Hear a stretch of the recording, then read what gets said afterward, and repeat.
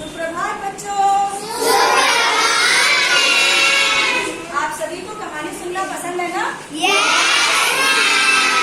तो आज मैं आपको उत्तराखंड के एक गांव की कहानी सुनाती हूँ। तैयार हो आप सब? तो आपको कहानी सुननी है बहुत ध्यान से, क्योंकि कहानी के अंत में मैं आपसे कुछ प्रश्न पूछूंगी। ठीक है, तो तैयार हो ना सब? तो कहानी शुरू होती है उत्तराखंड के एक गांव से। वहां पर सदानंद नाम का एक किसान रहता था।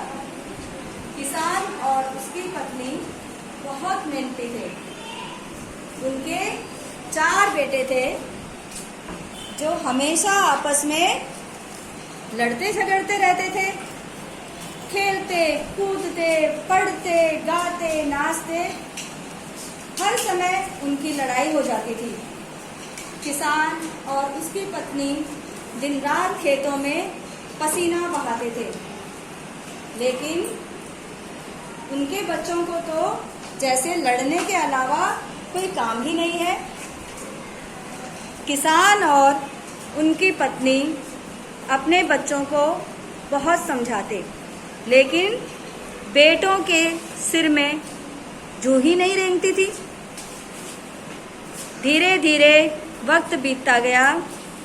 किसान और उसकी पत्नी अब बूढ़े हो गए थे, लेकिन बेटों के स्वभाव में कोई भी अंतर नहीं आया था।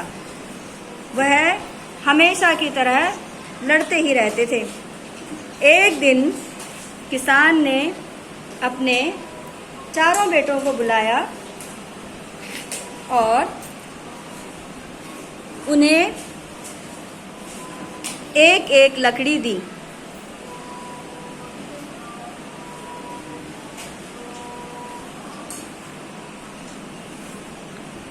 लकड़ी देकर किसान ने एक एक करके लकड़ी तोड़ने को कहा। 4 बेटों ने बड़ी ही आसानी से लकड़ी तोड़ दी और उन्होंने सोचा, पिताजी ने यह क्या काम दिया, भला इन लकड़ियों को कौन नहीं तोड़ सकता। अब किसान ने उन्हें लकड़ियों का गट्ठर दिया और एक एक करके तोड़ने के लिए कहा। सभी ने बहुत जोर लगाया, बहुत ताकत दिखाई, लेकिन लकड़ी के गट्ठर को तोड़ न सके।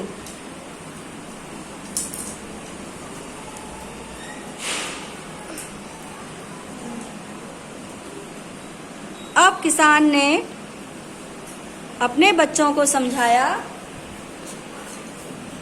कि आप लोगों ने देखा कि जब आपने एक एक लकड़ी तोड़ी तो वह बड़ी आसानी से टूट गई, लेकिन जब आपने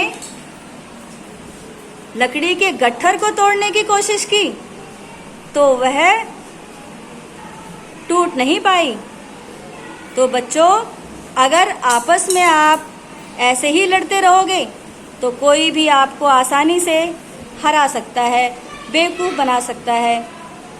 लेकिन अगर आप चारों मिलकर रहोगे तो लकड़ी के गट्ठर की तरह आपको कोई हरा नहीं सकता, कोई तोड़ नहीं सकता। इसलिए आपको हमेशा प्यार से रहना चाहिए।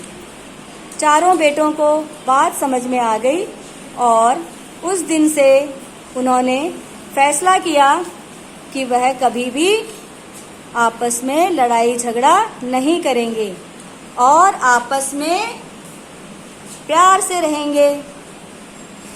अपने 4 बेटों को इस तरह देखकर किसान और उसकी पत्नी बहुत खुश हो गए। तो बच्चों, कैसी लगी आपको कहानी? अब आप मुझे बताएंगे कि इस कहानी से आपको क्या शिक्षा मिलती है? बताइए जरा। मैम, इस कहानी से हमें ये शिक्षा मिलती है कि हमें आपस में लड़ना नहीं चाहिए, प्यार से रहना चाहिए। अच्छा, ठीक है, बहुत बढ़िया। अगर हम इस कहानी को कोई शीर्षक देना चाहें, कोई नाम देना चाहें, तो आप क्या नाम दोगे? बताइए गोशिया। इस कहानी को हम ये नाम देंगे एकता में बल है। एकता में बल है, एकता में शक्ति होती है। ठीक है। अच्छा, एक मेरा प्रश्न और है कि यह कहानी भारत के कौन से राज्य से ली गई है? बताइए सादिया। मैम, ये कहानी उत्तराखंड के राज्य से ली गई है। ठीक है। इस कहानी में कुछ मुहावरों का भी प्रयोग किया गया था। किया गया था ना मुहावरों का प्रयोग? तो बताइए कौन से मुहावरे का प्रयोग किया गया था? चलिए किसान के बेटे ही बता देते हैं।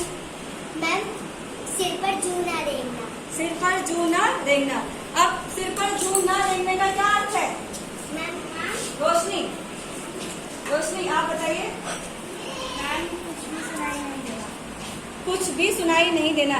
नहीं, ये इसका गलत अर्थ है। शिवा, वेरी गुड, शाबाश।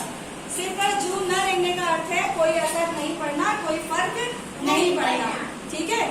तो इस कहानी से हमने बहुत सारी अच्छी बातें सीखी और साथ में हिंदी की व्याकरण भी सीखी। तो इस तरह की मजेदार कहानियां लेकर मैं रोज आपके सामने आऊंगी। ठीक है।